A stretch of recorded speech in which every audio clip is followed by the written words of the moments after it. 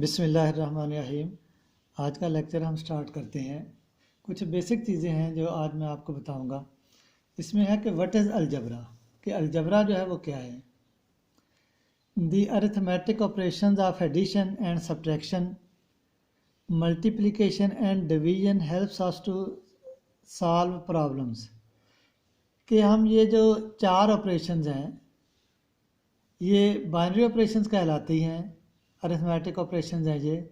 इनमें एडिशन है, सब्ट्रैक्शन है, मल्टीप्लिकेशन है और डिवीजन है। इनको हम इस तरीके से इस्तेमाल करते हैं जैसे 2 + 3 = 5। तो ये जो है ये अरिथमेटिक है। अरिथमेटिक्स में नंबर्स को हम ऐड करते हैं या मल्टीप्लाई करते हैं, डिवाइड करते हैं।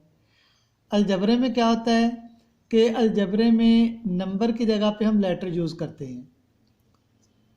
In algebra, letters are used to represent numbers. The letters used to represent the numbers are called variables.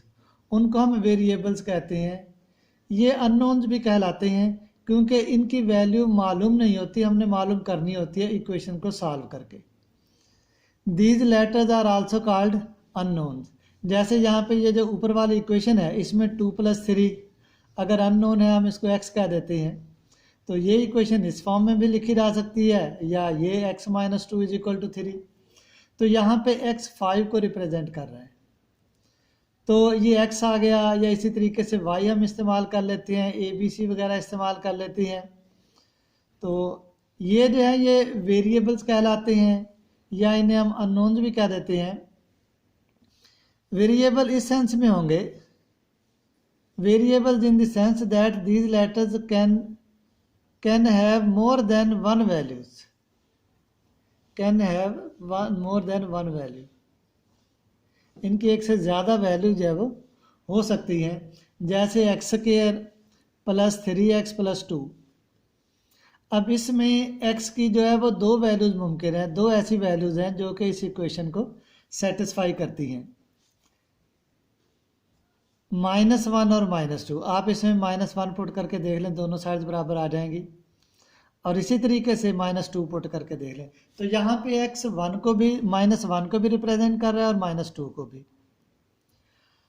अब अगर इस तरीके से है कि if x is less than 6, if x is less than 6 then x represent all real numbers less than 6। अब 6 से छोटे जितने भी रियल नंबर्स हैं x उन तमाम को रिप्रेजेंट करेगा। अब इनकी तादाद तो इन्फिनिट होगी, इन्फिनिट नंबर जैसे होंगे, जैसे आप कह लें 5 है, 4 है, 3 है, 4.5 है, 5.3 है। बहुत ज़्यादा नंबर हैं जिन जो ख़त्म ही नहीं होंगे, जो कि 6 से छोटे होंगे, लेस देन 6 होंगे। तो यहाँ पे x infinite number of real numbers को जो है वो जाहिर कर रहा है।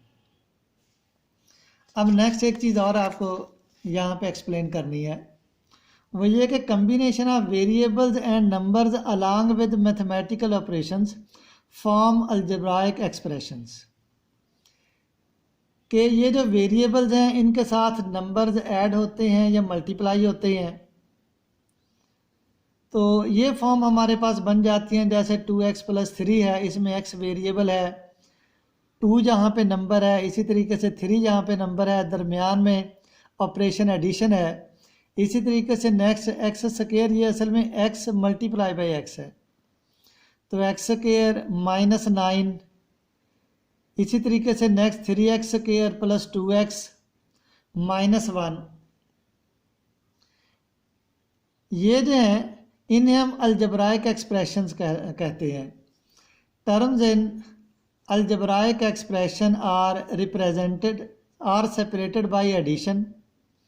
इनके दरमियान अलजेब्राइक एक्सप्रेशन जो हैं इनमें क्या एडिशन होती है, and factors are separated by multiplication. Term जो है वो अलजेब्राइक एक्सप्रेशन में एडिशन के ज़रिए इनको हम अलहदा करते हैं। एडिशन भी हो सकती है, आप यहाँ पे सब्ट्रैक्शन भी कह सकते हैं, एडिशन और सब्ट्रैक्शन। लेकिन एडिशन और सब्ट्रैक्शन के बजाय सिर्फ हम एडिशन ही कह देते हैं, क्योंकि सब्ट्रैक्शन जो है वो आप कह सकते हैं addition with negative number.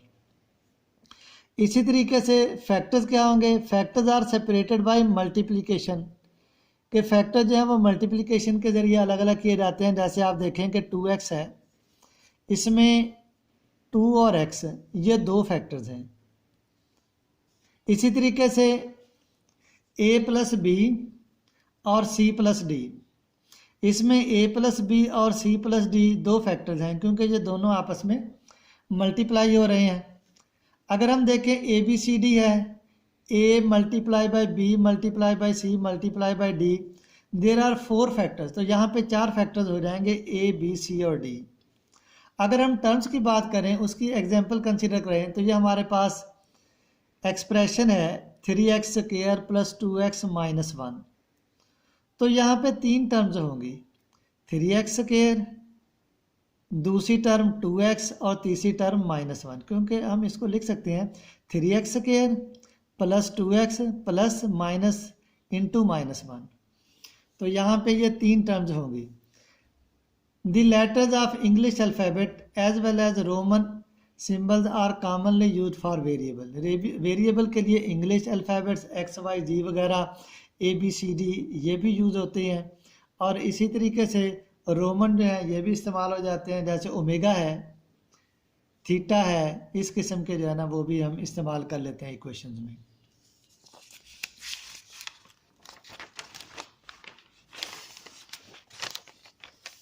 Next, an equation is a statement. An equation is a statement indicating the two that two algebraic expressions are equal. कि इक्वेशन एक ऐसी स्टेटमेंट होती है, ऐसा बयान होता है कि जो दो अलजेब्राइक एक्सप्रेशन को इक्वल करता है। मिसाल के तौर पे यहाँ पे दो अलजेब्राइक एक्सप्रेशन हैं, 3x प्लस 5 और दूसरी है 9 प्लस x। तो इक्वेशन में क्या है कि इन दोनों को हम बराबर करेंगे, इनके दरमियान में साइन ऑफ इक्वलिटी आ जाएगा। जबकि इनइक्वलिटी में क्या होगा, inequality is a mathematical sentence that contain symbol. ये इनइक्वलिटी के सिंबल्स हैं, ये लेस की अलामत है, लेस देन हम इसको बोलते हैं, ये ग्रेटर की अलामत है, ये less than or equal to है, ये greater than or equal to है, या फिर नॉट इक्वल टू। जैसे ये हमारे पास एग्जांपल है कि 4x plus 7y greater than or equal to 15। अब अगर हम रोज़मर्रा ज़िंदगी से मिसाल कोई कंसिडर करें इनइक्वलिटी के हवाले से, तो हमारे पास ये है कि Tina wants to buy pencils and pens for $15, कि उसके पास $15 हैं और उसने पेन्स और पेंसिल जो है वो ख़रीदनी है। Each pencil cost $1 and pen cost $2।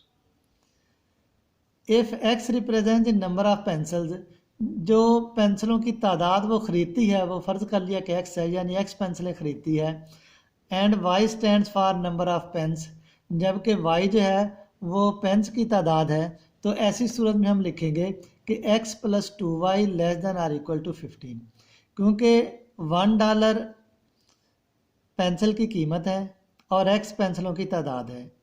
तो टोटल x डॉलर्स में पेंसिल्स ख़रीदी जाएंगी, और इसी तरीके से एक पेन जो है वो $2 में है और पेन्स की तादाद y है। इसका मतलब ये हो गया कि पेन्स के ख़रीदने पे 2y खर्चा आएगा। तो टोटल खर्च जो है वो ₹15 से कम होना चाहिए या उसके बराबर हो, क्योंकि टोटल उसके पास रकम इतनी है।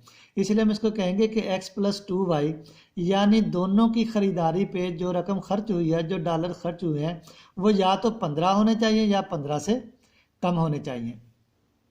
तो यहाँ तक ये लेक्चर जो है वो कंप्लीट हो गया। इसके बाद आगे जो है वो जो नेक्स्ट टॉपिक है वो मैं इंशाल्लाह स्टार्ट करूँगा, तो इसको आप देख लीजिएगा और मुझे इसके मतलब बताइएगा।